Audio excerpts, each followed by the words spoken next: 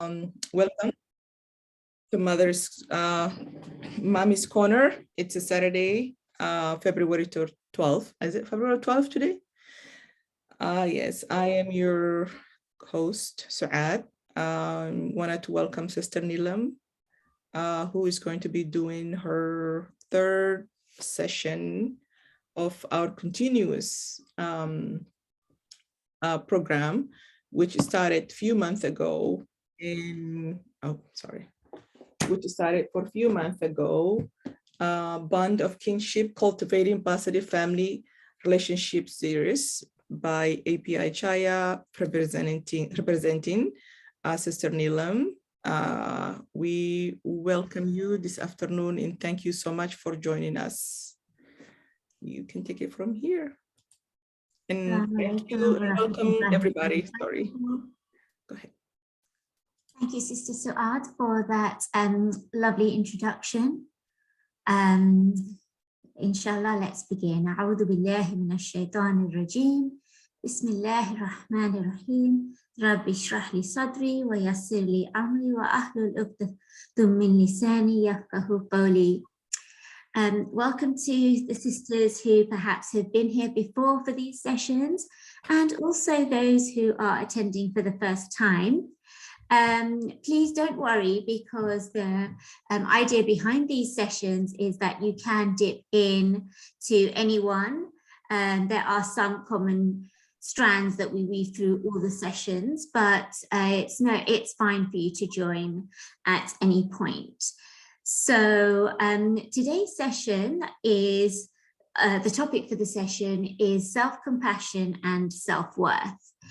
So let us begin. We'll be looking at the Islamic perspective on self-compassion, and then looking at ways in which we can implement this within our family relationships to make our family interaction more loving, more positive, and to continue the theme of connection, which we began from the very first session.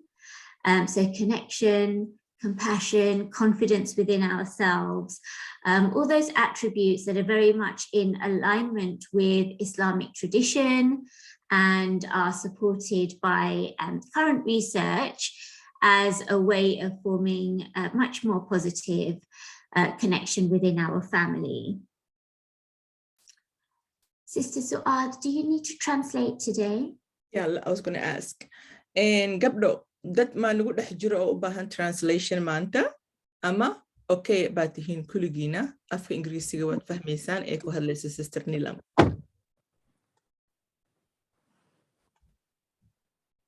أنا ما فاهمين ترجمان بابا سينب. Zainab Mia, hi Habibti, no problem. Yeah, we have one a person who wants a translation, so I'll translate. Okay, great. So maanta waxaan ka hadlaynaa ayuu qodobkeena ku saabsan yahay self-compassion. So our session today is self-compassion and self-awareness, right? Or self-worth. Is it We'll be exploring that, but in brief, it means being kind to ourselves. Yes.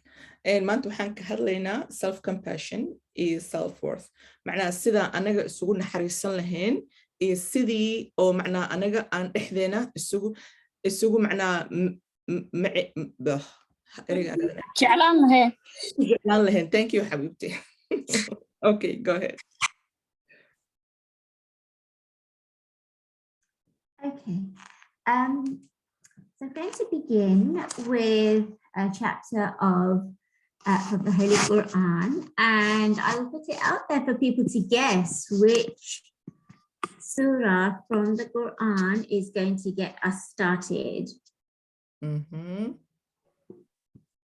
waxaan ka bilaabaynaa ay ku tiri surah of the Quranka ku saabsan hadda idin daariya oo ka hadlayso self-compassion, self-worth.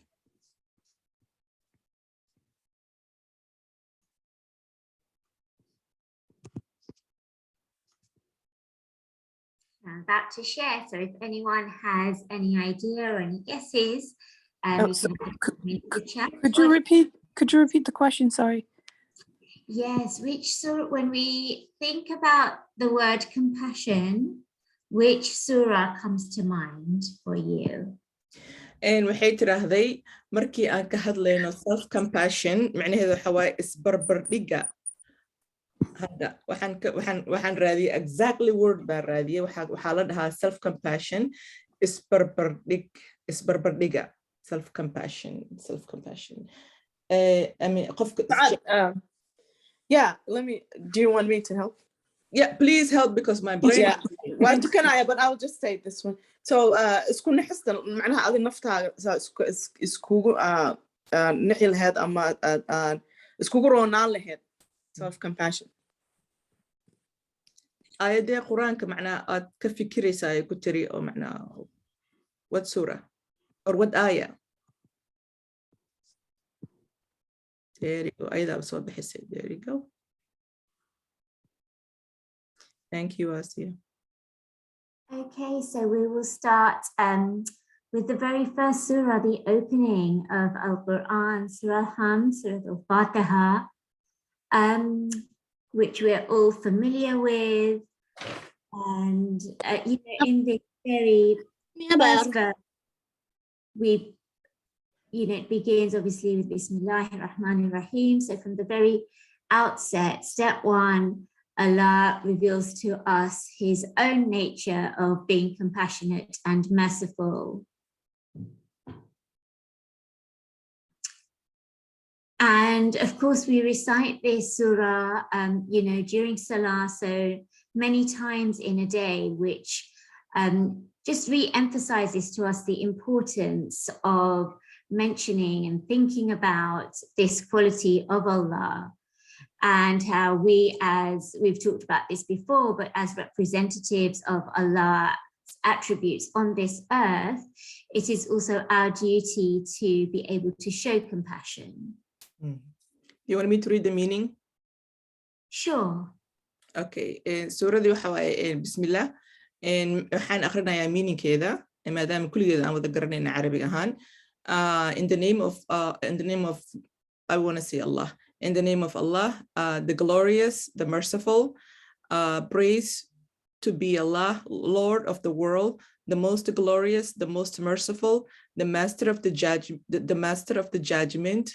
It's you who we worship, and upon you we call for help.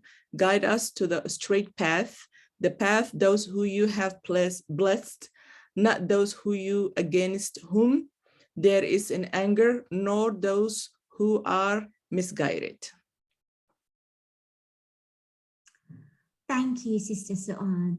So, the theme for today is going to be rooted in this. Now, this surah, Surah Al-Fatiha, is just one example of the mention of compassion and mercy within the Holy Quran. In total, there are over 200 references to Allah's mercy and compassion, which shows us again just how important that attribute is.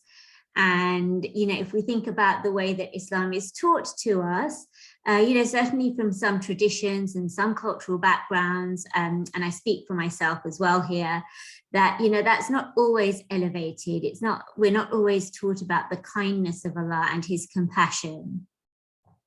So, during this session, I'd like us to really explore that aspect when it comes to the way we are interacting within our families. Isn't a Surah At-Tawbah, Allah talks about compassion also? In Surah Tawbah, Mm-hmm. I believe that is the one surah which does not start with Bismillah, because he is at that point speaking about his justice, and so therefore we are learning then about the punishment for sins, etc. However, that's one surah out of 114.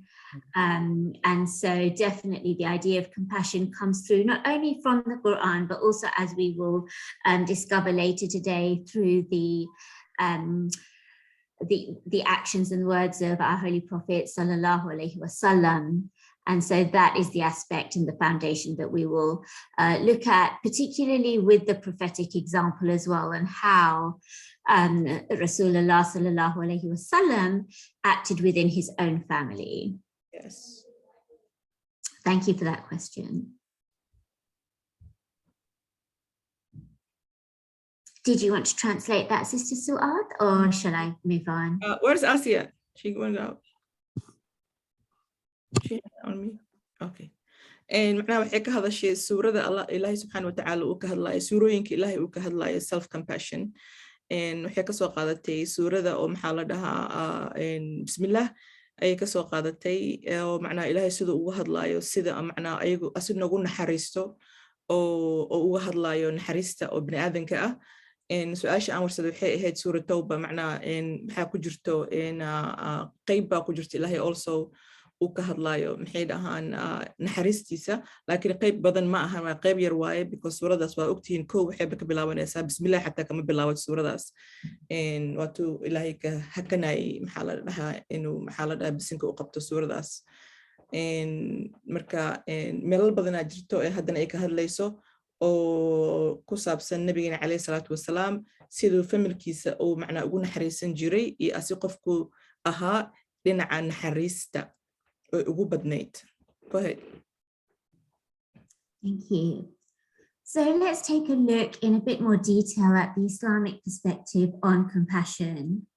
So as I mentioned earlier, you know, we as Muslims, we recite Surah Al-Hamd several times a day during prayer. But not only that, you know, we are taught and we practice saying the word Bismillah before each task that we do, or, you know, as many times as we can remember. So again, we are reiterating that when we begin a task, when we're leading our lives, you know, we are centralizing that idea of Allah's compassion. I'm sorry, I was distracted with phone. Can you repeat? Okay. I just mentioned that as well as reciting Surah Al-Fatiha during our daily prayer, we also begin many tasks with, you know, Bismillahir Rahmanir Rahim. So again, we are centering I have a question. Compassion and mercy. The person who I'm supposed to translate, is she even here or she left? I think she left. She's not here. Okay. Yeah. Well, so, if she returns, just let me know and we can pause. Otherwise, I'll just continue. yeah. gabadha turjumaanaya ma joogtaa mise waa baxday?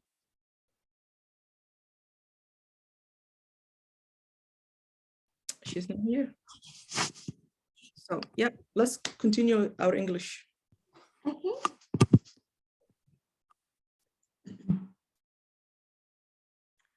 Okay.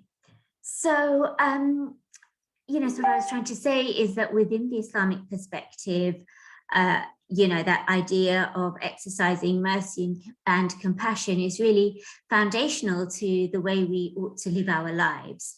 And this is something that has been demonstrated through the prophetic tradition as well. There are many narrations where it is quite clear that one of the reasons that our Holy Prophet, peace be upon him and his family, was revered and loved by his community was because of the way he approached them and the way he interacted with whoever came to him, and, you know, be that his friends and family or strangers who came towards him. He was very well known for his akhlaq, his demeanor, which again was rooted in the idea of being compassionate and merciful towards those not only who he knew or who claimed to be believers, but also to those who may have led lifestyles that we would have found questionable, both back in that time and also during today's time. And so, you know, I really want us to understand and be clear that you know, having that nature and trying to really elevate our own compassion and humanity is something that is very much in line with the prophetic tradition. That was one of the examples that Rasulullah sallallahu alaihi wasallam provided for us. And then I want to translate that idea about compassion into the way we interact with our family. So if we look at the word rahmah, and I'm I'm sure that people here are probably more knowledgeable about this. So please do feel free to chime in and kind of elaborate or, decorate what I'm saying. But the root, so rahma, which means compassion, the root word of that comes from the word for womb in Arabic. And as I said, some of you would, are bound to know more about that than myself, not being a native Arabic speaker. But this is a really interesting connection. So if we think about the womb, and particularly in this room, there are mothers here, I'm sure. And so that too, let's look at what exactly is the womb. We know that that is where, our babies are created and nurtured before they arrive onto Earth. So even before their presence on this Earth, the womb is a place where they are nurtured, where they find safety and protection, nourishment. Alhamdulillah, we, have been created in a way that, we can provide so much to these, tiny babes as they develop until they make an appearance on Earth. So this too, and the fact that compassion is tied in with that, I feel is so beautiful and so meaningful, because from the get-go, we see our role as parents, as mothers, to be providers of protection and safety to our children. And so, even after they're born, those guidelines are still in place, because then if we think about the concept of sila raham, those bonds of kinship, those bonds of blood and family, again, they're related back to the idea of connection, which we, started with from session 1. So that connection between us as the root of the family and, our family members who are, maybe the branches, if you like. And again, if we're going to stick to that analogy, what inspires their growth and their development is, again, the idea of compassion, because that is what will help them as they navigate family life and social life in general. And we talked quite a bit about that at the last session when we were talking about discipline practices versus punishment. So is that making sense? Are people following how that idea of compassion really ties into our family interaction? Do a raised hand if you have questions or comments. Do feel free to place them into the chat. I see some thumbs up. I got distracted, but I was with you when you were talking about Rahma, and I like the way how Allah subhanahu wa ta'ala himself named one of his names, Ar-Rahman, and, as a mother's, I always, as a doula, I always, when I am trying to make moms empowered, I always, use this to empower them, to remind them that how blessed we are, that Allah subhanahu wa ta'ala, give us this amazing job, to bring a nation to the world by giving himself, one of his name to us, not only the name, but to carry a human being, where that human being is in our womb for 9 months and feel secure and sound and everything, and it's a beautiful thing, so yeah, every time that in compassion, mashallah, how Allah feels so compassionate about us as a woman, it always, that's one thing I always think about it, being around, women who are pregnant. And, when I reflect on it, Allah is one of Allah's name, Ar-Rahman. So what do you ladies think about it?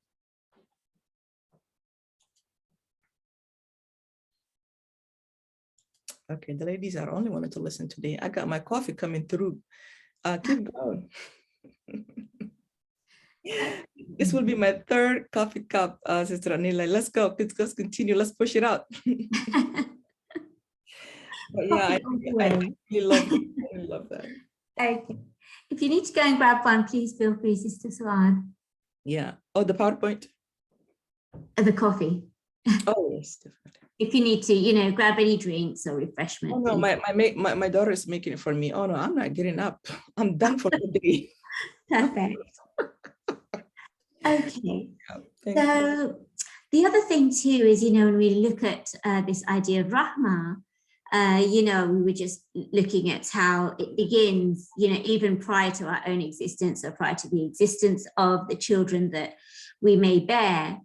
But then also it continues. So again, you know, this beautiful idea of the continuation and this connection that we can build on.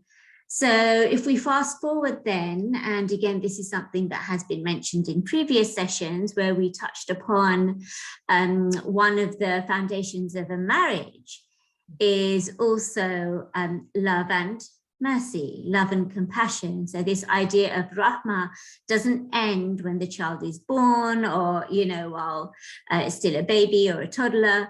It really then is something that is developed into all our most meaningful relationships.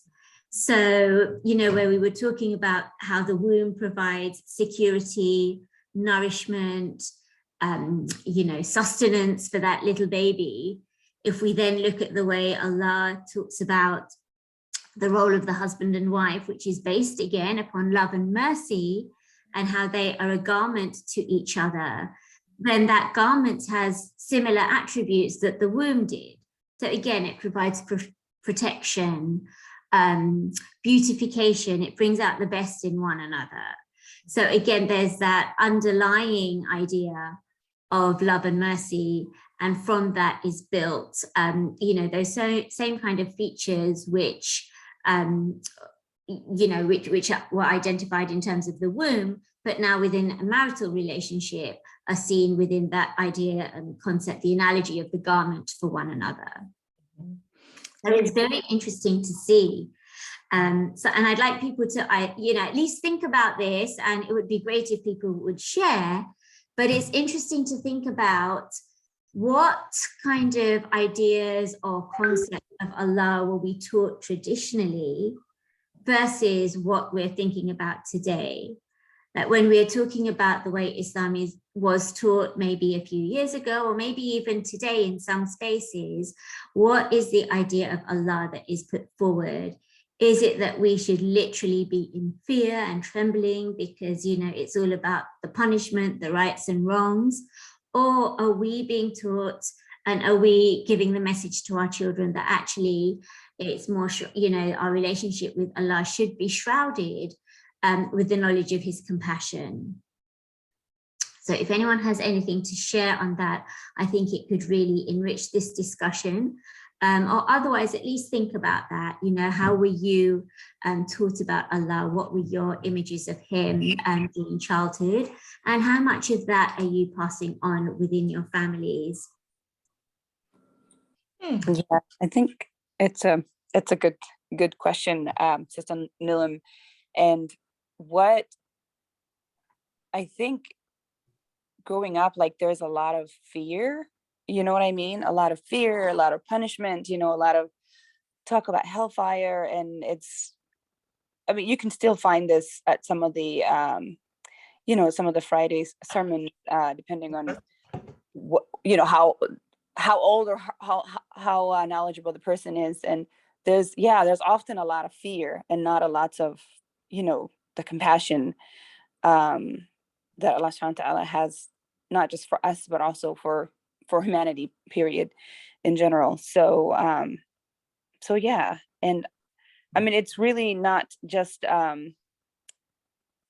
yeah, I'll just stop there for now and see what other people have to say. Thank you, Faiza. Yes, that was a really good point that you brought up. Thank you for sharing. هاي قبل ما فهمتين سؤال إذن ورثتي معناه وحيتري معناه سيدا أنا لوسو كوري دينتا إن محاد كفهن سنتهين لنا عمر كي تماذو إن سيدي معناه هدرتها محيك هالليسا إلا هي جعل كيسو كلو حيك سو قادي إن ناكت مركي أور كله ده هيو كله إلهي سبحانه وتعالى وحكم مقعاوي مقعيدي سميد كميد الرحمن الرحمن معنى هذا حواي رحمة إلهي إن ناكتا أورك مركي قادو أو كلا إلهي رحمة دي سأي كميد هاي أورك أو كلا for example for instance marriage كي كسو قادي marriage كوحو إلهي معنا ديجي رحمة إجعال أيو ديجي لبدو قف إسقبتو كلاته إن واتي إلهي سبحانه وتعالى ودهاي مودة أن رحمة marriage كا مركا love إيو رحمة مودة إن رحمة إي love إن مركا وحيك هالليسا إن ما دام إلهي ساس أنا قلنا وجعلي هاي compassion بدن ونقبو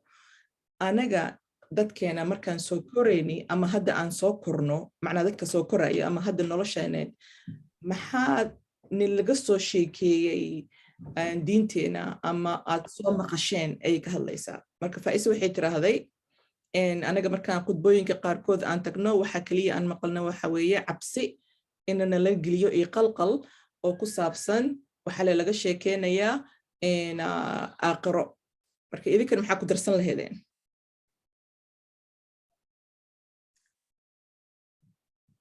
Does anyone else have anything to add? السلام عليكم.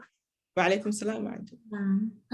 أنا جوا هندا horta qof walba dee wax environment gaar uu kusoo koray marka aniga hadda nafteyda ka hadlo kale wallahi naxariis badan iyo family gudihii markaad ku dhex jirtid habaryarooyin qofba waxbuu kaaga sheekeen qof jannadii kaaga sheekaya qof cadaab kaaga sheekaya qof familiga dhexdiisa xataa familiga markay badan yihiin taa laftirkeedaaba naxariis gaara ah marka ilmaha yar uu ku koro familigiio dhowr u kala baxa ayeeyadii awowgii ilaa macooyadii waa arkay aniga soo gaaray marka naxariis badan waxyaabo fara badan hadda oo la taaban karo wax la taaban karo yanihii ilmaha yararka waxa hablaha waxa cabsi gaara loo sheegi jiray yani wax gaara in hooyada ay la taliso ama waalidka hadda kii markaa gacanta ku haya uu yidhaahdo ka joog waxaasaa kugu dhici doona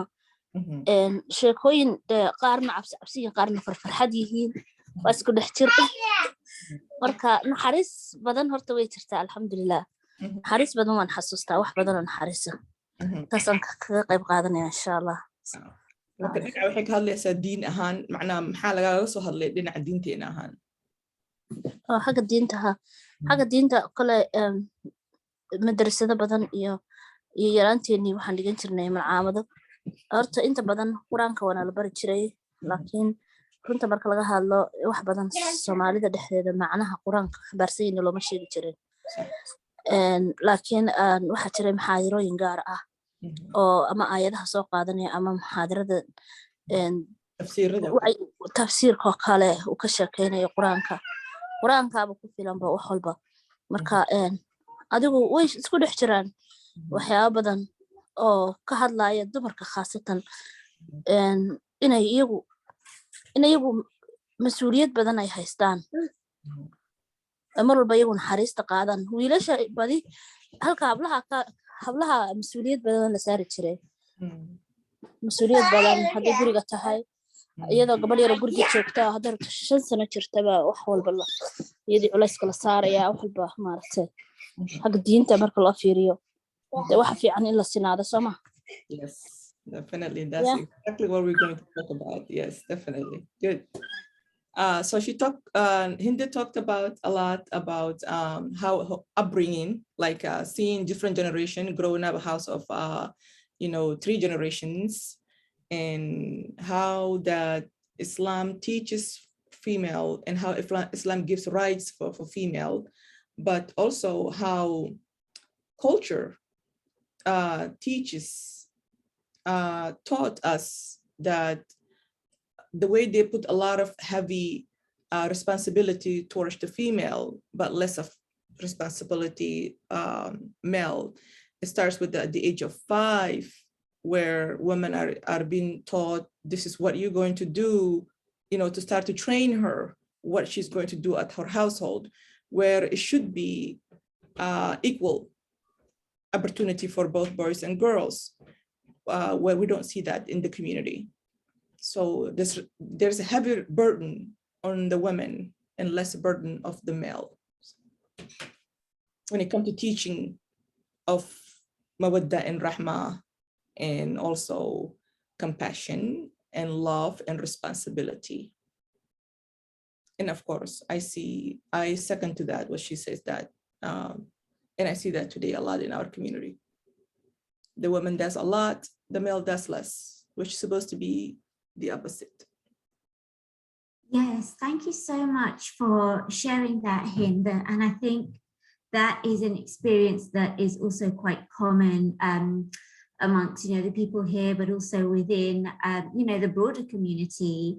And I know it has been referenced in prior sessions too, especially last week when we were thinking about discipline practice, again, which ties in with today's topic as well. But yes, and then the imbalance between how this is related, culturally speaking, between the boys and the girls and the male and the female.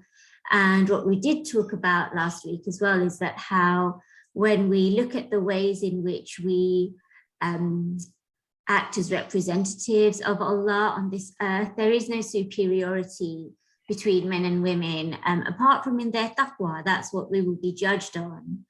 And again, this highlights the gap between what our deen teaches us and the cultural beliefs and influences that surround us. So I think, it's something that's not necessarily going to change overnight, but I think at least that recognition that we have can move us towards maybe aligning ourselves more with the values that we feel are important to us. And again, that's something we've been looking at from session 1. What are some of the values that you would like to see implemented within your family? So, for instance, we talked about the development of even a family mission statement where everyone sits down and agrees on certain fundamentals that you would like to see, your family unit based on. So that could be, the valuing of education for both boys and girls.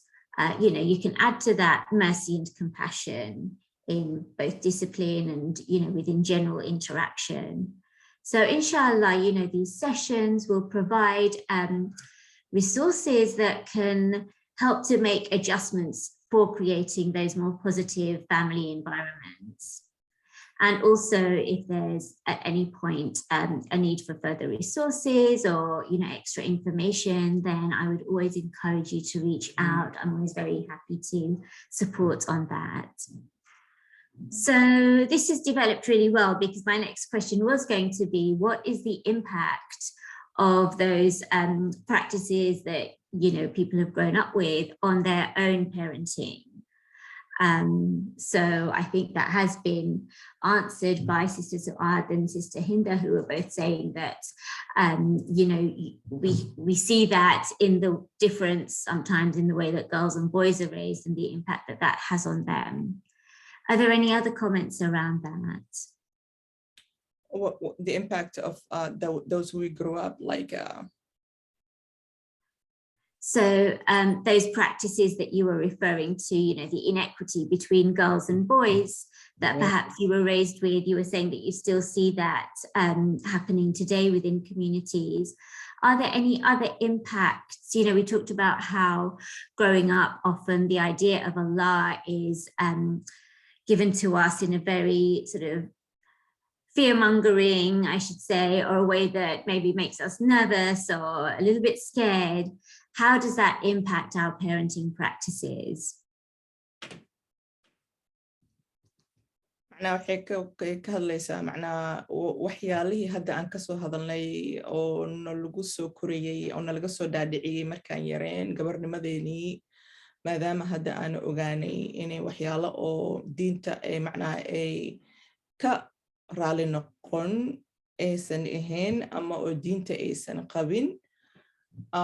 macnaa hadeertaan adi a qof weyn noqotay ama maamo aad noqotay, sidee bay ay macnaa ay noloshaada effect garaynaysaa, u saameynaysaa. Yes, saameynaysaa. ha qof weyn aad tahay, macnaa isbedel.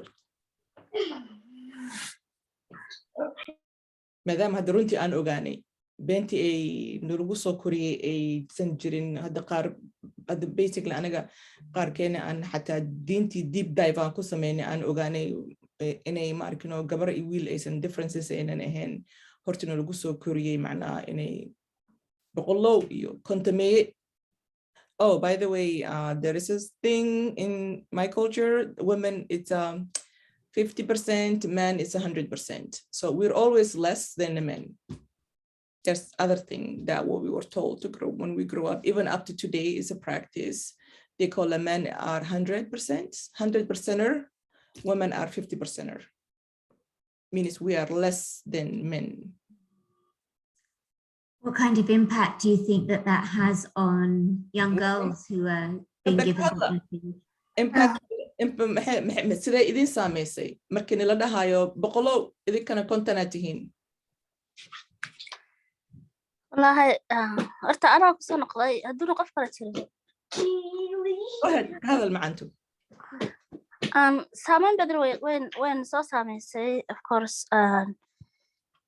xagga markay noqoto bulshadii kale la noolahay dadkii markaa soo dhex galay bulshooyinkii kale example qof marka yaro weynaanay oo kale sidii nalaga dhaadhiciyey inaan dee mas-uuliyaddii welina saarantay unban weli u wadanaa waa halka maarata hadda marka wadamadan imaanay weli mas-uuliyaddii unbana saaran dumarkii weli weeraran yihiin weli culayskii baa saaran weli raggii maaragtay ha kasoo shaqeeyaan dibadda iyagu ha soo shaqeeyaan laakiin mar walba inay dumarku hawsha guriga leeyihiin oo ilmihii iyadiyo mas-uuliyaddii saaran tahay hadday xaamilo tahay iyo hadday umul tahay iyo hadday wax kaletay tii unbaan weli ku jirnaa waana ta u malaynaya inay dumarka inta badan ay u keento culays fara badan oo soo wajaha xagga caafimaadkeeda soo wajaha cimrigeedoo degdeg ku dhaco oo maaragtay si guud haddaan uga hadlo dee koley saameyn badan way jirtaa ilaa hadda waayo waxa ilmaha markuu yar yahay lagu soo koriyo noloshiisa dhan ay ka qayb qaadataa marka waxaan dhihi lahaa saameyntu waxay naga qaadataa xagga qoysaska sida ula noolaan lahayd anaguna sidii maaragtay horta waxyana way isbedeleen oo hadda imanka waa isku daynaa wiilashii hablida inay isku mid noqdaan oo qof walba maaragtay mas-uuliyaddiisa qaato maadaban ka yara baxnay laakiin xagga saameynta wayna saameysay absolutely wayna saameysay ilaa haddana weli waan raaranahay macnaha haddaan kelmadda ku fasilo we still you know responsibility weli wayna saaran tahay waan ka badsanaa ragga waan ka badsanaa ilmihiion aabiyo hooyaba u wadanahay marka ay noqoto daryeelista ilmaha oo raggii wax yar ay ka qayb qaataan marka loo fiiriyo qurbaha dadka ku nool marka saasaan kaga yar baxa insha allah. So Hinda, she said that it still has effect up to today because it feels like the men get away with a lot. And there still are, especially now that we're here in the West, because it seems like the men are doing less. They have superiority over female. We are carrying the baby.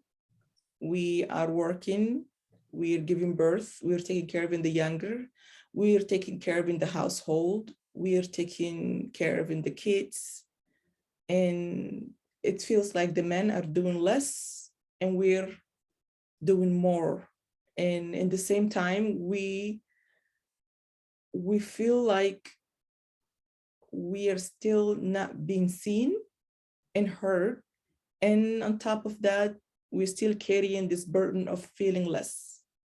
So nothing has changed, actually.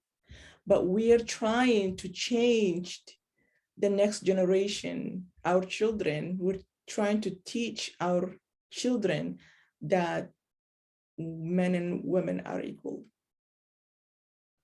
And when it comes to household and when it comes to equity, they are equal.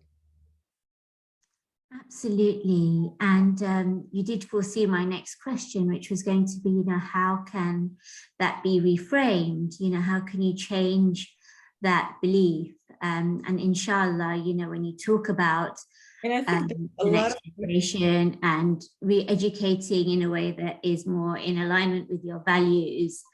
You know, that's something that's become, you know, that's so positive, that's coming out of, you know, what the current situation is. And I think also some of the tools are really there for us in terms of the prophetic example. You know, we have so many traditions of where he would actually help with the housework, the way he related to the women in his life within his family, and, you know, how his own male family members acted within their own family relationships are really such a positive demonstration of what it means to be you know, that Muslim man. You know, as an aside, we are running a men's program where these kind of topics are explored. It's a group of brothers that runs once a month.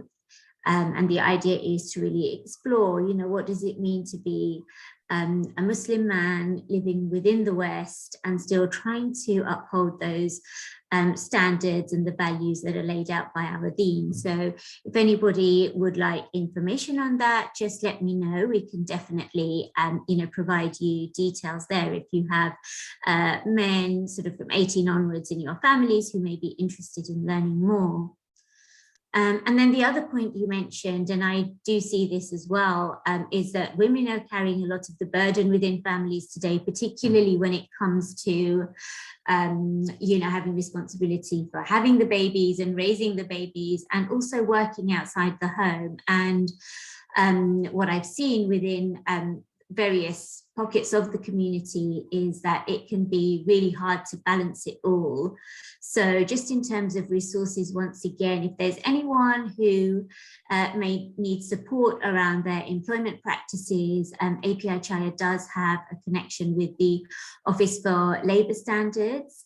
So if anyone's struggling or needs any support around employee rights, do contact us, because, you know, as I mentioned, we have this partnership, and so we will definitely try to lend support as far as we're able to do, because that is definitely a real challenge in terms of being able to balance work commitments with family responsibility, you know, and your own health and well-being. So if that comes up, as I mentioned, do reach out for sure. And just to reiterate, you know, we don't charge for any of our services. You can call or email me, and you know, we can inshallah get you connected if that's a challenge. Yeah, I'll come out sometimes, I think at the end of the month to do outreach. I'll send you an email. Sounds good. معناها waxay ka hadashay in programyo badan ayaga ay bixiyaan oo ku saabsan ragga. And about that, I know you have a monthly men brothers support group, right? Do any Somali brothers show up to that? So usually what happens is that it's I pop in just for like the first 10-15 minutes to introduce myself and the topic, and then we have a brother who then facilitates, Brother Bashir Abdul Mu'min. So I'm not sure if I would have to check in on the demographics, but certainly we also have, they can register. We have a WhatsApp group as well, and they can find out more about the brothers. We're taking a little break until after Ramadan, but they can still register, and we can add them to the group and they can check it out. It's nice because it's still online, you know, anyone can join. But we definitely have a diversity of backgrounds. We have brothers from East Africa who are now based in the UK. We have people, you know, closer to home here in Seattle. So, mashallah, it's a really nice mixed group. Yeah, I mean, we have a similar group that we do called Father to Father.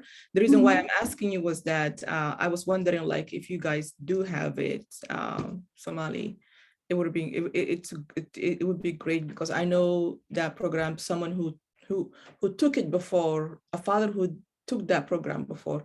I was talking to him one time, and he really said a lot of good things about it. And yeah, great. So I can send you the sort of session topics and the background about it. I would really encourage them to join if they even want to just come to one session and see how it feels. Brother Bashir is actually, a really fantastic facilitator. So he does a PowerPoint and then discussion. And alhamdulillah, it's been running since I think last August or September. And gradually, the barriers are breaking down a bit. There seems to be, this camaraderie that's developing between the members. So yeah, mashallah, it seems to be going pretty well. I like that. So, yeah, and it draws me back, to the topic of compassion, and even Rasulullah sallallahu alaihi wasallam was referred to by Allah Himself as a mercy to mankind. So even when He was creating, the best of creation, again He was referred to in the context of His mercy. So a little. Story that I'd like, just a little incident that I would like to relay at this point as well, is that somebody once asked the Holy Prophet, peace be upon him, and his family, what does it mean to be a believer? And he answered, to worship Allah, to worship the Creator, and to serve His creation. And that was really it in a nutshell. So it was this idea of service. So let's think a little bit about that. When you think about service and being compassionate to Allah's creation, what are some of the ideas that might come to you? And this is just like, one word answers. So when you think of service and compassion, what does that mean to you? What are some words that come to mind? waxay tirahdee service and compassion macnaha nabiga calayhi salaatu wasalaam su'aal baa la warsaday waxaa la dhahay maxaa what was the question was asked Prophet Muhammad alayhi salatu wasalam again? The question that was posed to him. Yeah. What does it mean to be a believer? Oh yes. And maxaa macnaha macnaheeda maxay tahay inaad qof wax aaminaya aad tahay saas ma horta asiyo maxaad aamintaa mise waxay tahay qof wax aaminaya inaad tahay markaas wuxuu dhahay caabudaya yes and wuxuu dhahay waxa waye inaa qofka uu waxa yahay inuu Ilaahay subxaanahu wa tacaala uu caabudo inuu dadka macnaa oo u fiican yahay marka idinka maxay idinla tahay idin tiri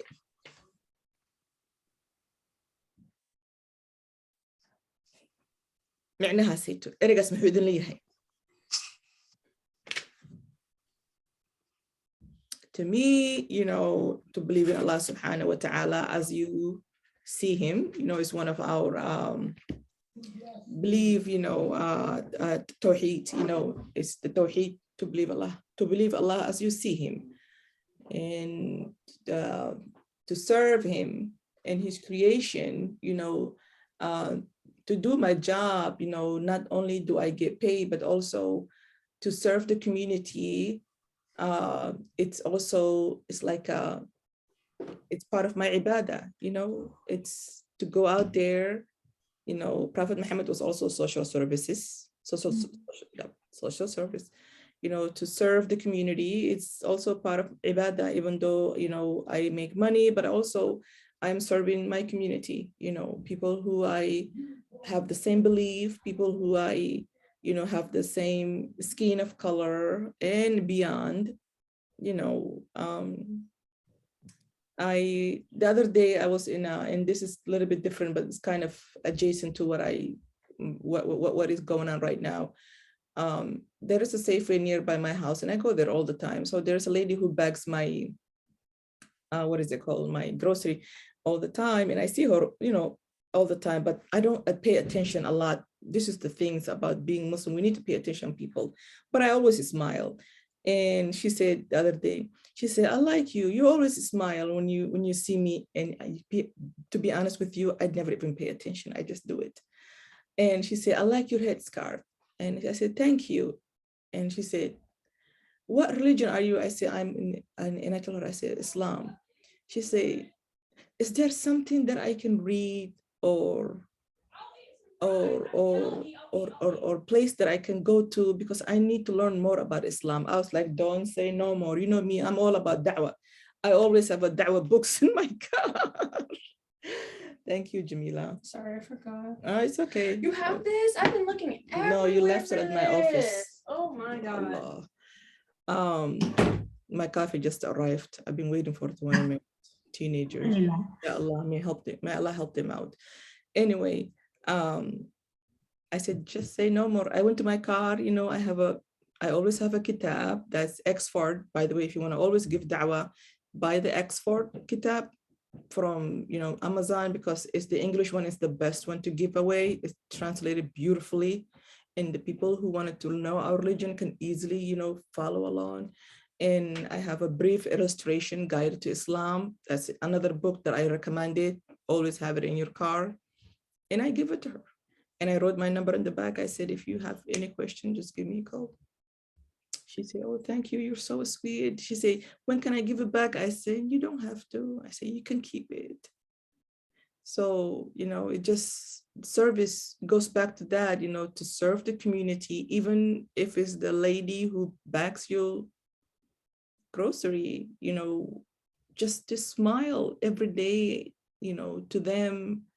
It's part of our belief, you know. Prophet Muhammad alayhi salatu wasalam taught us, is the least the sunnah you could do is just to smile, even if you have a tough day, because you don't know who is going to walk onto your path.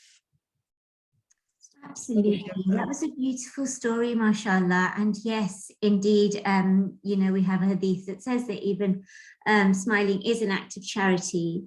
And, you know, the one other point that, you know, I wanted to bring up too from earlier is when you were talking about sometimes, you know, women don't feel as though they are being seen or heard, you know, within the circles that they are moving in. And so this reminded me of a session that I was actually doing at Medina Academy here on the East Side a couple of months back. And we were having a similar conversation about what are some of the qualities of Allah that you feel are relevant to your life. This was with some middle schoolers. And during that conversation, somebody brought up to which, you know, don't often get brought up, but Allah is the hearing and the seeing. And I think that can be really powerful, you know, when you're having those days when you just feel overwhelmed and knowing that, you know, Allah is there to hear and see. And it does, and he also says that specifically in Surah Mujadila, number 58. I think we may have referred to this one in the past for a different presentation, but that's sometimes known as the cry of the pleading woman. And in that very first ayah, you know, going into analysis of those first few ayahs is a whole separate presentation, so I won't do that now, other than to say though at the beginning, in the first couple of ayahs, Allah says to this woman who is complaining, she's so upset and distressed, I hear you. And so again, this is so empowering and uplifting that in your darkest moments of despair, there is, you know, Allah, the greatest, the creator, higher than us, who is coming down to our level and saying, I see you and I hear you. And again, that can be such a strong basis for us to then be able to move on and move through. Yes, definitely, yeah. So I will propose, if that's okay, maybe a few minutes break, maybe about 5 minutes before we go on to the skill building. Is that okay for you, Sister Yes. Su'ad? Yep, go ahead, guys. Pray Maghrib, 5 minutes, be back. Great. 5. Allah.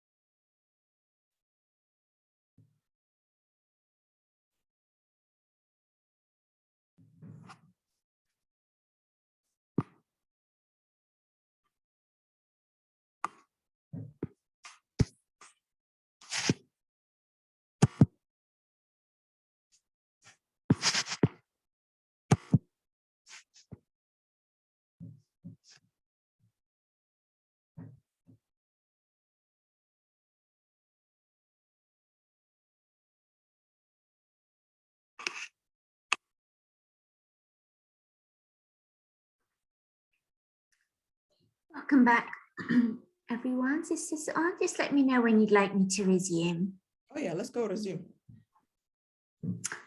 Okay, great. So, moving on now into thinking about the skill building and some of the research that is available around this idea of self-compassion. So just before the break, I referred to a hadith from the Holy Prophet where he was talking about how one of the qualities of a believer is to serve the creation of Allah. And I think sometimes, especially in light of the discussion earlier about the pressures that can be placed upon us and the cultural expectations, it can sometimes be easy to forget that we too are part of Allah's creation and we too deserve and are worthy of self-compassion. You know, there's this idea of how we need a full cup to be able to provide for others. And it sounds as though many here are in service to the community. And it's important to remember that in order to be able to do that, it's vital to have our own methods of self-care and self-compassion in place so that we are at the optimum level to be able to serve our communities meaningfully, to serve our communities and our families.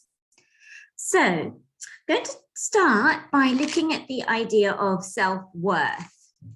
Does anyone have any ideas that are related to that? What are your beliefs or ideas around this concept of self-worth? What does that mean to you? What does self-worth mean to you? Asi, this is all yours. What is self-worth in Somali? Self-worth in Somali? Yes. It's qiimaynta. I like it. Yes. What are you doing, Saad? Do you have a dictionary or what? Don't trust Google, yeah? No, I kind of like some of the wording because I can tell the differences when it's lying to me and when it's not. isqiimayn weeyaan maasha Allah isqiimayn. Yeah, No, it's I know when Google is lying to me. That's not. It's qiimaynta. Sidee baa adiga isku qiimeyn lahayd nafsadaada? I like that one. So what do you guys think? Answer it. Come on. Keep going, you guys. Woo, woo, woo, woo. السلام عليكم سعاد يا أنسة واي. وعليكم السلام حبيبتي. Ooh, finally somebody speaking out. Go for it, Anisa. Finally, don't scare me now, okay? Yeah, so anyway, isqiimayn waxaa waaye haddaan aan af Soomaali ku fasiro qof maamaha camal aan ka dhigayaa qof tiisa daliyaraa mid kale ku dara marka adi naftaada take gargaraysid dad kalena waa caawin kartaa. Yes. marka naftaada ina adiga marka hore Ilaahay kuu dhiibtay oo kugu ammaanaystay ina horta naftaada u naxariisatid waay oo naftaada aad ixtiraamtid wax fiicanna aad ku hagaajisid marka adi isqiimaysid baa dadka kalena ku qiimeynayaan dadna aad caawin kartaa marka saas aniga koleyba Soomaali ahaan sidaas ani koley u fahmay. Okay. marka adi maxay kula tahay what is your self worth ay ku leedahay hadda su'aasha ku warsanayso hadayt waxaan ka soo baxay self worth kaaga maxaa isku qiimeynaysaa as qof ahaan as Anisa ahaan? wallahi horta qof kasta cilad uu leeyahay laakiin I believe inaan naftayda aan xanaaneeyo dadka kale dadka iga liitana aan caawiyo. That's who I define myself. My self-worth is to take care of myself first and foremost, and then after that to help those who are in needs. Yeah. It goes back to service to the community. Those of us who serve the community, yeah. So what does that tell you about yourself? Like, how would you describe? So self-worth is a way of describing yourself based on your feelings about yourself, how you describe the way you are. Do you have any ideas around that related to what you just spoke about in terms of your role? If I may jump in, I would answer that with self-worth for myself as it's being how well I help others, or that I'm confident. I am what do you call it? Always striving to do the best I can for myself or for others. Some things surrounding around that area. That's how I would define it. I love how everybody is like, it's not just, and this is something I had observed about as women is, and again, it's that nurturing nature of ours. I think it's always, even when we questions asked about us, there's always the family and there's always the community and there's always, you know, other people, which really is an amazing, you know, trait to us women. So, yeah, I don't know. Oh, For me, Taylor, hold on, Faisal. Taylor said that faithfulness and my contribution to society as a whole. There you go, Faisal. There you go. Continue. Yeah. So for me, it's you know, it's being selfish a bit. To, you know, for me to define as my own self-worth, I have to sort of like intentionally be selfish and say, you know, I want you know, people to treat me the way I want to be treated. Like I want, you know, just what I need and what I want, right? Like I'm a capable, you know, smart, you know, beautiful, kind person that wants to be treated as such as well. But I don't know. I have always seen when it comes to women, it's we tend to or maybe this is just me, we tend to downplay our own want, and it's always what we define ourselves, what we are doing for other people. I don't know if that's just my take or that's how other people see it too. Thanks, Faiza. Thank you. Are there any other comments actually? Because, you know, some really interesting points are coming up here. Okay, so I think definitely combined, you know, from what we've seen so far, so people are saying that, you know, when you think about your own self-worth, it's directly related to what you are doing to serve those around you. And Faiza, I don't think that that is a sole experience. I think it's a very, very common experience, and a very common way of rating ourselves is to think about the impact that we're having on others. And it was interesting also, Faiza, that when you talked about your own kind of self-care or you know, your own needs, you mentioned the word selfish in there. And so again, you know, this was interesting because I think that is quite a common idea that by focusing on one's own needs, that makes somebody selfish. So this is how we are going to kind of break that down and maybe reframe a little bit in terms of the importance of self-care. So I'm going to put that on the icebox, if you like, for a few moments, because we will definitely be coming back to that. But before we move on, I would just wanted to sort of close the loop on this idea of self-worth and what it means.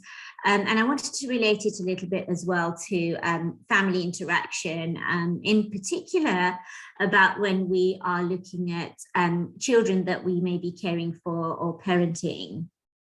So the idea of self-worth, and this is quite technical, so don't worry if you don't follow all the technicalities, as long as you get the general idea. And please feel free to you know, ask questions if it's unclear. So the idea of self-worth is, it consists of two aspects. So one of those is the idea of self-concept, which is our belief about ourselves. So for instance, I believe I'm smart.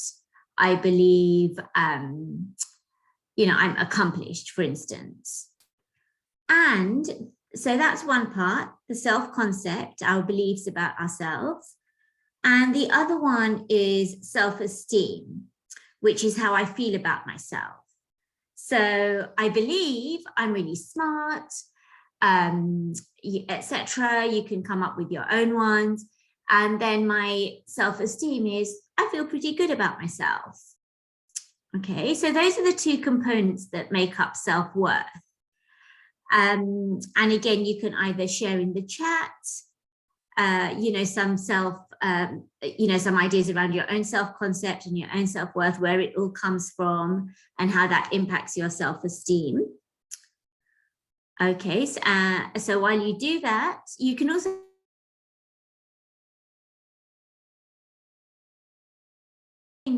them that could contribute to their idea about themselves. You froze your last sentences. You want to repeat that again? Yeah. So think about, where do your ideas of self-concept and self-esteem come from? And then think about how that relates to any children that you may have in your life. So how are we developing the self-esteem and self-concept of our children? What messages are we giving to them that build up their idea of self-worth? What are we telling them gives them value? Okay, so if you're not sure about any of that, do raise your hand with questions, and otherwise just put your thoughts into the chat and we can go through them. And meanwhile, I'm going to talk about just explore this a little more deeply. Mm-hmm. So whilst it is important for children to have some idea around their self-worth and their value, this idea can also be problematic. When you're thinking about the way that you value your children, or the messages that are given to our children, many of them, when we're looking at them, are based on what they do. Mm-hmm. So, for example, high self-esteem is often connected with being the best. So we might tell a child, for instance, you make me so proud because you are consistently top in your schoolwork. Okay, so their self-esteem if they hear this kind of message all the time, their self-esteem is based upon them being the best. One of the challenges of that, though, is that there will most likely come a time when one day their scores at school won't be top. They won't be getting those A's consistently. One day they may come back with a C. And so what is the impact then of their self-esteem? Because they're receiving the message consistently that, their value is rooted in their school results. Okay. Is this making sense? A raised hand or a nod, or a yes in the chat, just to make sure that I'm being clear about this. Or alternatively, if you have a question, just do put it in. Just tell my children to try their best for themselves and for others, inshallah. Inshallah, yeah. And we're definitely going to be exploring that. Okay, so that's the first problem with, the way in which self-esteem can be built up, that it's tied into, the final result and being the best. Mm-hmm. And so as a follow-on from that, the problem is as I mentioned, when they do feel that they haven't achieved what they set out to achieve, particularly for children who are a bit type A, or who are always striving to be the very best, they can be really damaged if, sometimes things don't go according to plan. And especially if they don't have the coping mechanisms to be able to deal with a challenge like that. And if, this happens consistently, it can definitely impact their emotional and mental well-being. So it can be quite dangerous to build up a child's identity and their value with their performance, either at school or you know, with sports or whatever it is that you are, you know, rating them on. Yeah, So, I agree with you on that one. I had my own challenges. So if we go back to that first exercise that we just did, that, you know, if we think about what are some labels I might give myself. So if I say, oh, I'm really intelligent, or I'm really good at my job or at my schoolwork, that's fixed in me. And then suddenly one day, if I don't do well, what would I'm smart or I'm intelligent turn into?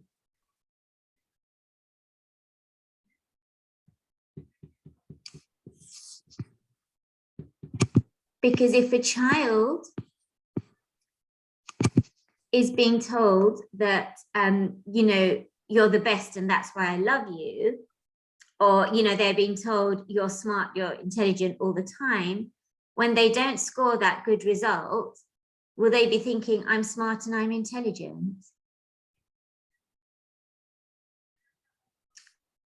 Most likely not. They may then change that to something like I'm smart changes to I'm Dumb. I'm dumb. Yeah, exactly. Earlier. And so this again is the danger with having those absolute values when we're you know, trying to enhance or sort of solidify the identity of our children. Yeah. So, I know exactly what you're talking about. It happened to my oldest child, that he had this absolute feature that he had about, you know, football, and he put all of his eggs in one bowl, career-wise, everything-wise. But I never, as a parent, told him that that was it. That was what he was good about it, and that was the end of his, this was it for him. And when he fall that tall cliff, and there was no nest or how to figure it out, I was there, and I have to scramble to save him from himself, whether it was finding a counselor and pull him out from where he was at and giving him the space that he needed and let him be. So we as a parent sometimes give this high hope for our children and not think about when they fall, how hard they're going to fall. And I remember not long ago, he texted me and said that, oh, Mom, even though I built his self-esteem, you know, when he was down, he said that if I would have listened to you, I would have not fall the way I fall. But then I got up because you have always built my self-esteem as a parent.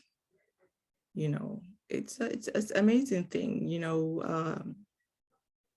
As a parent, we don't have all the tools to give it to our children. But one thing I like what Taylor said was that we just have to tell them to do your best. You know, we can't expect everything perfect from them. I mean, I know a parent that pushes their children to the limit, you know, that this is what you have to do, this is what you're gonna be. And it doesn't pay out sometimes. Yes, and thank you for being so open and vulnerable with that, Sister Suad, because you know, that brought in so much, you know, the balance between supporting our kids and encouraging them to, you know, meet their goals and ambitions, yet at the same time having that balance and knowing that, you know, if they don't make it, you know, that they have the tools to be able to work through that. because we can never predict who's going to make it and who's not going to make it. So the only thing that we do have control over is to have those mechanisms in place that provide support for them. Yeah. So thank you for sharing that. And this really leads on to that next point. And here we will link up to what was in the icebox about, showing self-compassion during those times where things are really a huge trial. We may have failed at something, and where do we go from there? So there is a writer, I'm going to quote her and show a little video. She's called Kristen Neff. She talks a lot about... Oh, Asia raised her hand. Hold on. Oh, please go ahead, Asia. Yes. Hi. So I just wanted to add what you were talking about. One thing that we have to, or we need to teach our kids is that failure is not the end of things. Mm-hmm. That from a young age, it just means that you have to try and harder or try again. It doesn't mean it's the end. So failure, sometimes, as Suad said, they will take it so hard, and even when they're little, but just from a young age, telling them it's okay, you can get up again and do it, keep moving forward. It doesn't have to be the end. And as a Muslim too, that is what, our religion teaches. We can't give up on things, or like if we fail on something, we're better on other things, that we have to keep going and try to do our best. So at early age, it's very important, and then they can carry through their life, and also will guide them. Mm-hmm. Absolutely, and you're very correct in that is a part of our deen that is never the end, in many aspects. Even if we're looking for forgiveness, for example, the door of repentance is always open to us, and so on. So it is a very proactive approach. And again, it's linked into this idea of compassion. So I'm going to mention the 3 aspects of self-compassion that are described by Kristen Neff, and then we will watch a short video where she elaborates on them. So these are the 3 aspects. The first one is self-kindness versus self-judgment. So, pretty self-explanatory that, it's very easy when we fail at something, or we feel that we failed, to judge ourselves really harshly. As you mentioned in that earlier example, I'm so dumb, whereas before it was, I'm so smart. So, just being really harsh on ourselves. The next one that she talks about is common humanity versus isolation. So all too often, if we have had a negative experience or we haven't reached a particular goal, we feel that we're alone in this experience. Whereas in fact, probably many others have also experienced something similar. And so knowing that this kind of experience is something that is common to others as well can help us to negate that kind of harsh self-judgment, and realize that we may actually even be able to find support amongst others who have had a similar experience. And the last one is mindfulness versus over-identification. So again, this sort of relates back to the first 2, where we are not just focusing so much on this one negative, we're seeing that as part of a bigger picture.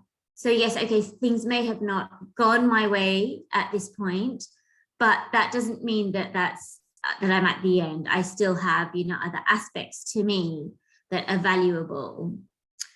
And that's where the mindfulness comes in. And so let me share this video in which, Kristen is much more eloquent than I am. And, she explains those 3 facets. I'll also put the link into the chat.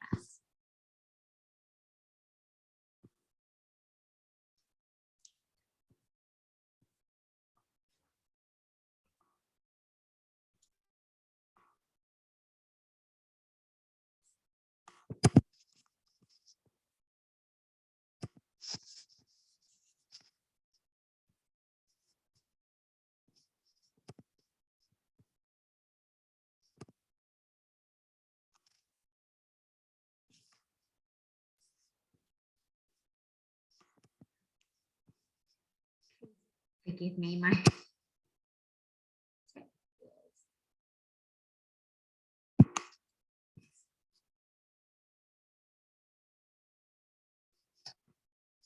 okay, let's try one more thing.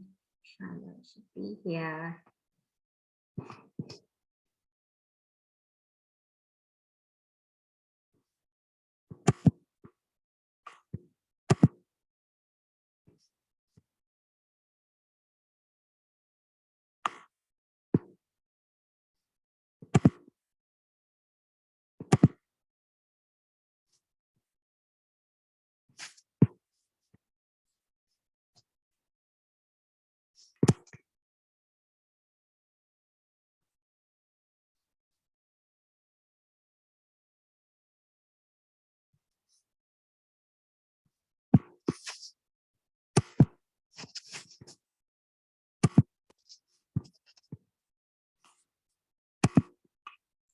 Here we go.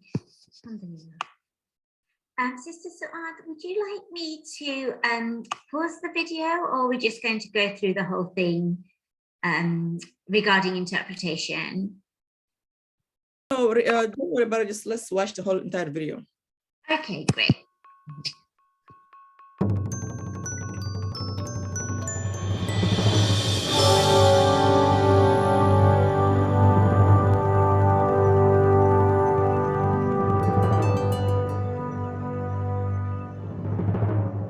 So how do I define self-compassion then? I really don't see a difference between compassion for self and others. I define them the exact same way. I argue that self-compassion has the components of a sense of kindness, care, understanding for yourself versus judgment, a sense of common humanity versus feeling isolated and cut off from others, and then a sense of mindfulness, right, being aware of the suffering that's occurring versus over-identification, which, again, I'll just clarify this in one moment. Let's go through each one separately. Okay, so self-kindness versus self-judgment. Kindness is more than just hearts and flowers, okay? Kindness has a very active component to it. It means when you're kind to yourself, you really want to comfort yourself when you're suffering. You want to alleviate your suffering. You want to soothe yourself. Okay, it's a very active stance where I want to do whatever I can to help myself feel as good as possible in this moment. Okay. Common humanity, really framing one's own experience in light of the common human experience. It's very funny if I were to ask any of you, are you a human being? Are you a human being? Yes, of course. Is everyone else a human being? Yes, of course. Does everyone else suffer? Yes, of course. You would say that logically. But in the moment, when you just blew it at work, or you had someone reject you, or something really bad happens in your life, what happens non-rationally is that we get very egocentric. We feel like, why me? This somehow has happened to me. I'm the only one who's messed up. I'm the only one who's going through that difficult time. And we feel really cut off from others. It's as if somehow when things go wrong, that's abnormal. This is not supposed to be this way. Something has gone wrong. But is that the case? Has anything gone wrong? Is anything abnormal? No. That's what life is. Life goes wrong. No one in here signed a contract before you got, born in this world saying, I would be perfect, my life would be perfect, and yet it's like, this is not the plan I signed up for. I'm pissed off about it, right? That's how we react. The problem with that, and there's a lot of problems with that, but one of the main things is when we feel isolated and cut off from others, physiologically, that's very frightening. If you think evolutionarily, one of the worst things that can happen to us is to be isolated from the group, because then we aren't safe. And it's interesting, this aspect of well-being, I don't think has been studied enough. This sense of, can we feel connected to others in our suffering, or do we feel isolated from others in our suffering? And I can tell you in the workshops I've conducted, especially the 8-week ones, at the end I asked people what they got out of this the most. Almost every single person says common humanity. I realize it's not just me. It's not just me who judges myself. It's not just me who suffers like this. Very important to remember that this is the human experience. This is how things are supposed to be. Okay, nothing has gone wrong. Yes, it's painful, but it's normal. It's natural. And then this is where the mindfulness comes in. You have to be aware of your suffering in order to give it compassion. So mindfulness allows you not only to notice your suffering, but very important, and we'll talk about this more, to be with your suffering as it is. We don't like to be around suffering. If we could just get rid of pain, you know, we'd do it. And we have lots of psychological mechanisms to avoid that, again, which I'll be talking about in a little bit. So self-compassion says, wow, pain is occurring. Can I turn toward that? Can I be with that? And you actually need to do that to be able to give yourself the caring and support you need. All right. Now, some people do say, come on, you have to notice your suffering. Isn't it like blindingly obvious I'm suffering? But it's often really not. The pain caused by self-judgment, I think in some ways that's some of the worst pain all of us experience. You know, a constant, niggly pain. I'm not good enough. I'm not smart enough. I'm not this enough. I blew it. I'm this, I'm that. But often we are so lost in the role of self-critic that we don't really stop to realize, oh my God, this is really, really hurting. You know? And in some ways it feels more comfortable to be the self-critic, because at least the self-critic isn't the person that messed up. You know, the self-critic knows you messed up. The part of you that feels really, you know, vulnerable and insecure and a failure, often we don't give that sort of side of the process as much attention, okay? And then also very important when things go wrong in our lives, very often we go straight into problem-solving mode. It's like, there's a problem. I don't want there to be a problem. Need to fix the problem, you know, immediately. And what happens is we go straight into problem-solving mode and don't stop to, again, turn towards the suffering and say, whew, this is really hard. This is difficult. I need a little care and compassion to get me through this. Then we really aren't at our best and our most psychologically stable when we go towards trying to fix that problem. Okay, so it's actually something you have to remind yourself to do before going straight into fixing problems. To just acknowledge and validate how difficult the situation is.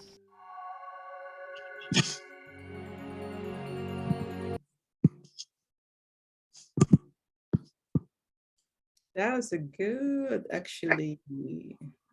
Yeah. Yeah, absolutely. She put it very eloquently and outlined those stages. In the chat, I will enter, she has a book as well, actually, that goes into more detail about this. So inshallah, I will add that resource within the chat. And you know, what was interesting is when she talked about how when she ran her 8-week group, some of the feedback she received was around the idea of isolation and how people just felt so relieved that they were not the only ones going through this negative experience.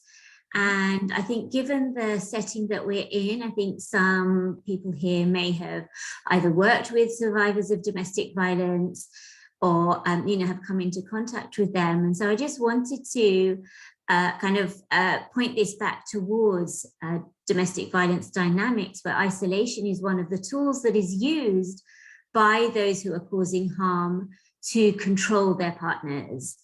And so, you know, being able to break out of that shell of isolation and knowing that one is not alone and that there are supports and resources out there can be so empowering. So if there are people that you're working with or that you know who are within a violent situation, do refer them to API Chaya for advocacy support and actually a whole range of support, because often just knowing that you're not suffering alone can really be so empowering, as I said, and really help us think about, you know, what are steps that we may want to take either at this point or further along the line. Mm-hmm. The other thing too is that when she spoke about, you know, being accepting of our negative experiences and emotions, that really did remind me of some of the experience that Rasulullah sallallahu alaihi wasallam faced during his lifetime, where we are given examples of when he was at low points. So for example, you know, his visit to the city of Ta'if when he was ridiculed and chased out of that area when he was trying to promote the message of Allah. You know, that was one incident where it really brought him down emotionally, and yet Allah then communicated with him, offered him support through revelation. So again, I feel that that beautifully illustrates again an example of Allah's compassion and the impact it can have when somebody is feeling so negative. The other incident too that struck me was the year that Rasulullah sallallahu alaihi wasallam experienced the death of both his wife and also of his beloved uncle, Abu Talib. And he actually named that whole year the year of grief. And this again tells us that it's okay to be accepting of those feelings and knowing that life isn't always about just the happy feelings. There are going to be moments where we will need to be able to work through emotions that are, you know, that they are more negative. They do pull us down, but that's part of our humanity. And that's part of the way we were programmed. We are multifaceted beings. So not every day is going to be a bright and sunny day. You know, there will be those moments where we may need support. We may need others to help us through. We may need a range of resources. So that was just a couple of points. So we're coming up to 7 o'clock. So I'm going to be quite swift in the next section, which is actually the last one, where we're looking at ways in which we can praise our children in a way that's meaningful and it doesn't, you know, impact negatively their emotional well-being. So this exercise is called Praise for Being and Praise for Doing. And what it does is that it gives us as parents tools on a positive way of praising our children when they've done something right. So far this discussion has really led us to this point because we have been talking about, you know, how we can support the emotional well-being of our children and enhance their confidence, yet equipping them with the correct tools. So this is a really big one. This is where we make a difference, or we recognize the difference between praising them for who they are, their personality, their characteristics, their values, and for what they do, their acts. It's really important to distinguish between the two of those, because then we're giving them a clear message that our love for them is unconditional. So what we're telling them is that we love them for who they are. So that could be so that would relate to their personality traits. Perhaps you have a child who's very kind, who's very considerate, a good communicator. These are all the things that make up their personality and their identity, and they're unrelated to their performance. So I'm going to give you an example of what not to do, to be blunt. So your child comes home with, you know, 99% on a test. Oh, I love you because you got 99% on your test. I love you so much for that. Who can tell me what's the problem with that? Come on, ladies. You know what the problem about this? Oh, so-and-so. Mom, I got 99 on my test. What's my reward? How many parents hear that and they give up? They'd be like, oh, let me give you $20. Here it goes. What's the problem, ladies? What's the problem? What's the problem about that? What's the problem? If you be quiet, that means you're doing it. That's what it means. And that's fine because this is a networking space. I'm just kidding. I'm just kidding. I'm sure, yeah, and it's easy to do, you know, we do it with the best of intention, you know, so the issue with that is that you're telling your child, I love you because you got 99%. So the next time or month or so later, when they come home with 68, 70, what will they be thinking? Oh no, I can't talk to mom and dad because, ooh, yeah. Because they love me because? Only when I get higher grades. Exactly. Okay, so we're tying in our love with their performance. Yep. So we have that expectation that they are going to be the best at everything all the time. In their mind, this is what they're receiving. That may not be the intention, but that's how the message could be received. And remember, you know, if we're starting this at an early age, it's something that's going to be sort of ingrained within them as they grow older. So their own self-worth will be tied into their performance, which again, as we said earlier, is not what we want to do. So instead, an example could be, I'm really proud of you because I saw how hard you worked in preparation for that test. So you're still giving them the praise, but you're not tying it into your love for them, which is unconditional, because obviously as a parent, you will love them, whether they score high or low. But you're giving them the praise and you're acknowledging that you saw how hard they worked. You're acknowledging their effort. So I'm going to go through a few examples, and please do just call out and let me know whether you think these are praise for doing or praise for being. We only have about 5 minutes, so let's you know, make this quite swift. So please do respond. The first one, an easy one. I love you. Praise for being or praise for doing? Oh, praise for being. Yes, absolutely. You tied your shoes all by yourself. Nice work. Praise for being. Who else thinks that was praise for being? Wait, did you say nice work? Mm-hmm. You tricked me on that one. You thought this is going to be easy, Sister Suad. Okay, okay. Girls, come ahead. Don't leave me hanging by myself here, please.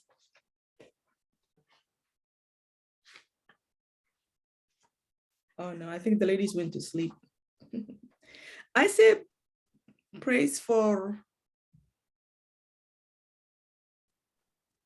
I'll say praise for being.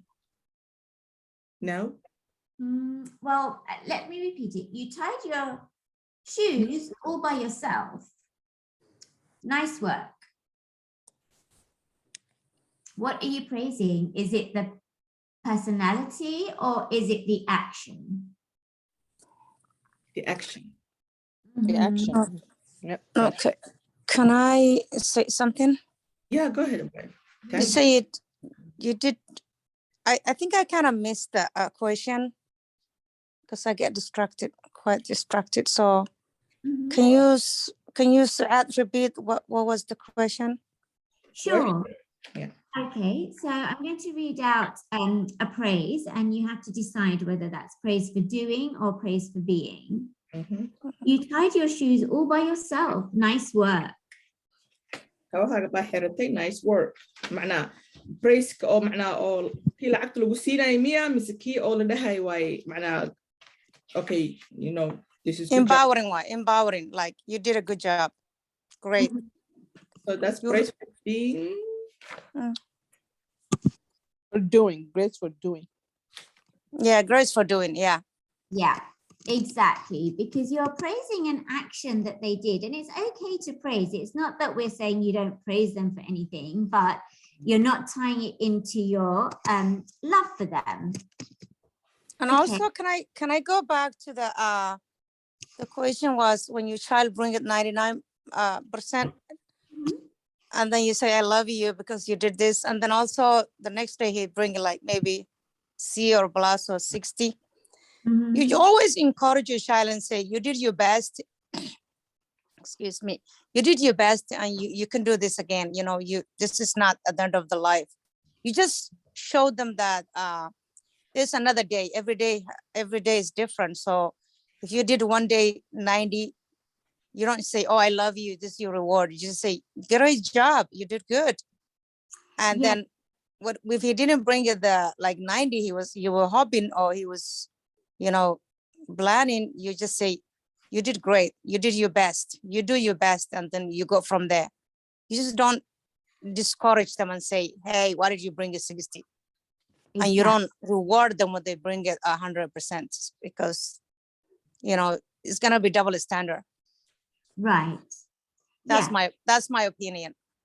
Absolutely. And to always acknowledge the effort that they put in. And you're right, Yeah. you know, that self-compassion or the compassion coming through, where you're saying this is not the end of the world, you know, and we will try again. The point is to not tie in your expression of love for them based on their achievement. Right. So let's look at the next one. Nice job cooperating with your sister. Is this praise for being or praise for doing?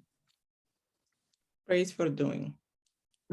Exactly, because again, it's the action. They were cooperating. Excellent. It's nice seeing you try so hard. Praise for being. Praise for being, exactly, yes. And I see that answers coming up in the chat too. You are unique and special. Praise for being or praise for doing? Being, Taylor said. Yes, because you're acknowledging specific qualities of theirs. And this, something like this, where you're being really specific about their characteristics or their traits, can be really useful if they are going through a hard time or a tough situation, because you're reinforcing and reminding them that they may, you know, be in this situation, but that doesn't change their nature, that they have the power to be able to deal with that and equip, you know, they have what it takes to come through that. I'm so proud of your determination.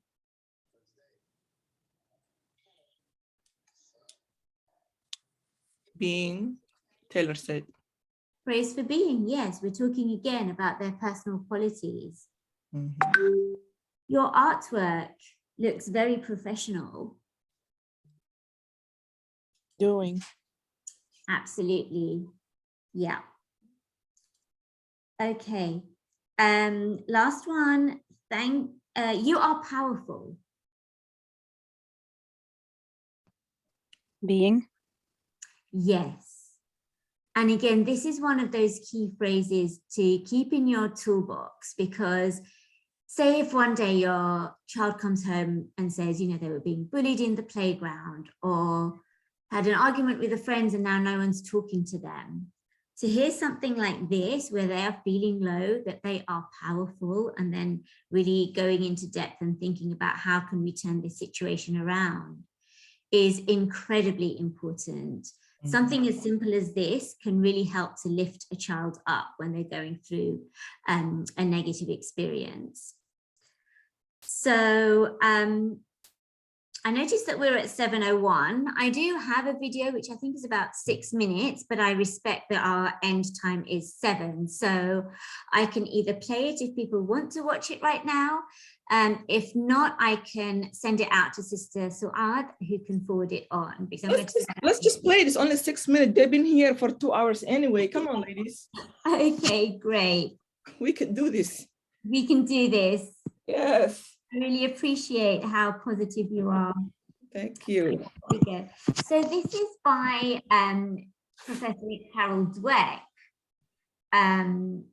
She has written or studied, and written on actually the growth mindset. If you haven't heard of that before, it's a really useful kind of framework. So let's get this going.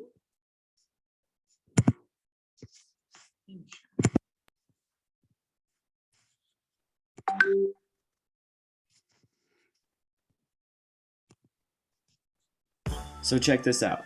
Carol Dweck and her colleagues wanted to look into the impacts that praise had on children's development. So what they did is they took over 400 fifth grade students from all across the nation, and they did a really simple yet interesting study. Here's how it went down. They gave all the kids a really easy non-verbal IQ test. There were 10 questions, and at the end of the test, they praised all the children in one of two ways. The first group was praised for their intelligence. So they said, wow, great job, you must be really smart at this. Now the second group was praised for their effort. So they said, wow, great job, you must have worked really hard at this. Now this is a really subtle difference, but the impact it had is incredible. So after praising the kids and getting them divided up into the two groups, they gave them all an option for their next test. The first option was, hey, this next test is going to be a little bit harder, but it's going to be a great opportunity to learn and grow. Now the second option was, this next test will be similar to the first and you will surely do well on it. Now the interesting thing is, out of the group that was praised for their intelligence, 67% of them chose the easier option, while 92% of the kids who were praised for their effort chose the harder test. This is unbelievable to think about, how just the subtle difference in the way that they were praised had such an impact. Carol Dweck explains why this happens. The child or adult hears, oh, you think I'm brilliant and talented. That's why you admire me. That's why you value me. I better not do anything that will disprove this evaluation. As a result, they enter a fixed mindset, they play it safe in the future, and they limit the growth of their talents. Whereas focusing on the strategies they use, the way they're stretching themselves and taking on hard tasks, the intense practice they're doing, those are the kinds of things that say to a child or an older athlete, it's about the process of growth. As a result, they don't feel, oh, if I make a mistake, you won't think I'm talented. They think, oh, if I don't take on hard things and stick to them, I'm not going to grow. Next, Dweck and her colleagues gave all the kids a really, really difficult test. It was one that they would surely fail, but they wanted to look at how the different kids attacked this challenge. Dweck noticed that the group that was praised for effort worked harder, longer, and actually enjoyed this test more than the group that was praised for their intelligence. This group got really frustrated with this test and had the tendency to give up early. After this artificially induced failure round, all of the kids were given a third and final test. Now this test was the same level of difficulty as the first one, but check out the results. The group that was praised for their intelligence actually did worse on this test than the first one. Their average score actually dropped by 20%, while the group that was praised for their effort did significantly better, raising their average score by nearly 30%. This is a 50% difference in performance that was caused by a few subtle differences in the way that they were praised. This study shows how praise can either make or break a child's development. I mean, we all do it. We all want to be positive with the children we work with, so teachers, coaches, parents are always looking for ways to support their kids and tend to praise them quite a bit. So we need to look at research like this and realize, okay, praise is a good thing and there's nothing wrong with being positive, but we need to be very careful about praising someone's intelligence or abilities and focus more on the process and the effort that they put forth. Yeah, I'm gonna call it right now. I think I found the single biggest productivity hack of Wow, Okay, so that is amazing. information there. Thank Yeah, you.